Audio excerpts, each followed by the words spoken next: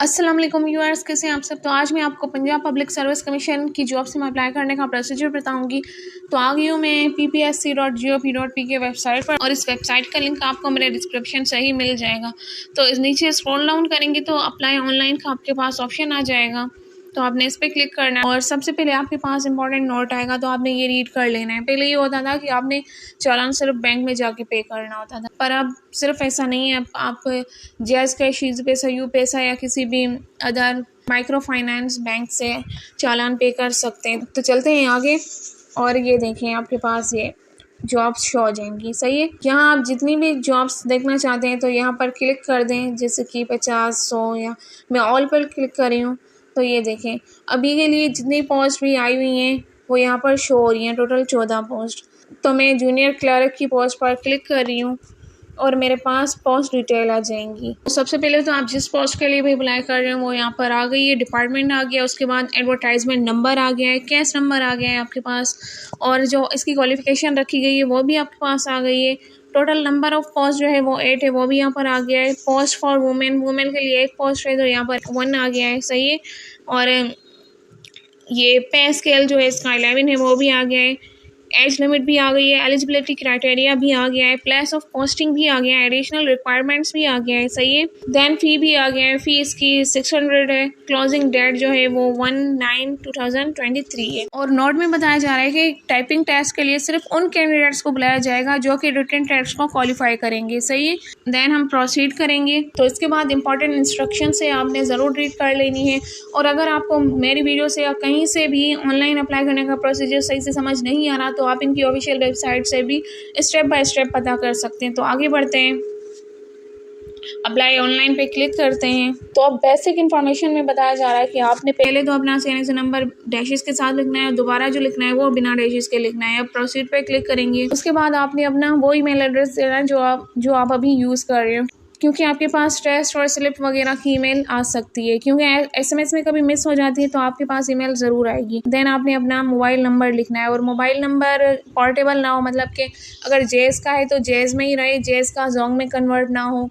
जिस कंपनी की सिम हो उसी नेटवर्क पर आपकी सिम होनी चाहिए, क्योंकि आपके पास अगर कल को कोई मैसेज नहीं आता तो इसकी वजह यही होगी कि आपकी सिम दूसरे नेटवर्क पर कन्वर्ट होगी।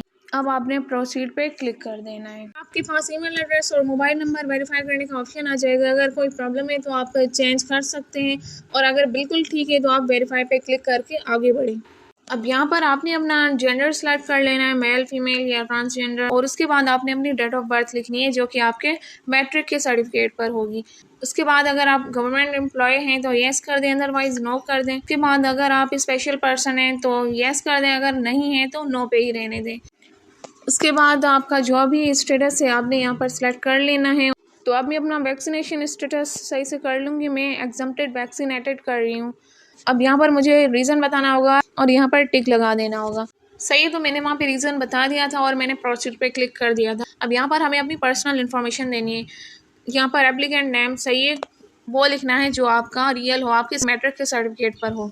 रिलीजन आपका जो भी हो आपने सिलेक्ट कर लेना है। उसके बाद हमने CNIC की एक्सपायरी डेट लिखनी है। सही है, postal address, exact postal address देना है, और फ़ोन नंबर देना है, मोबाइल नंबर हमने दे दिया है, ईमेल भी दे दी है। उसके बाद हमने अपने वालिद साहब का नाम लिखना है, बिल्कुल करेक्ट होना चाहिए CNIC के मुताबिक। डोमिसाइल आपने अपने डिस्ट्रिक्ट के हिसाब से सिलेक्ट कर लेना है। देन आ जाता है डोमिसाइल इशू डेट, वो आपके डोमिसाइल पर लिखी हुई होगी।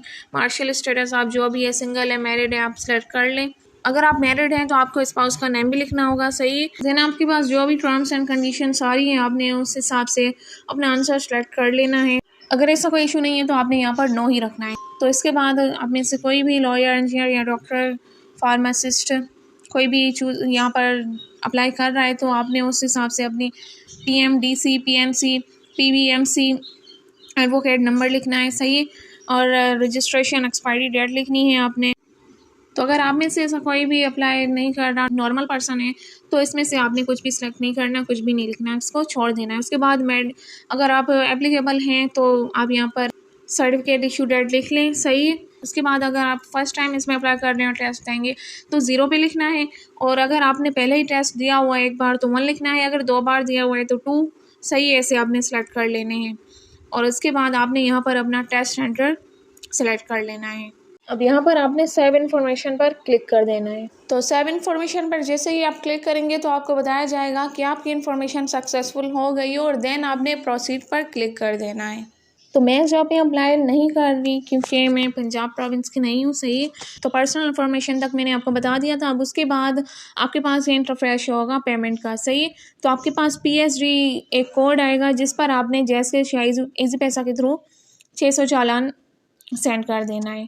इसके बाद आपके पास ये इंटरफेस होगा और ये आपकी डिटेल्स आ जाएंगी और देन आपने नेक्स्ट पर क्लिक करना होगा। जैसे ही नेक्स्ट पर क्लिक करेंगे तो आपके पास आपकी पासपोर्ट साइज पिक्चर मांगेगा और आपने CNIC की फ्रंट साइड पिक्चर अपलोड कर देनी है।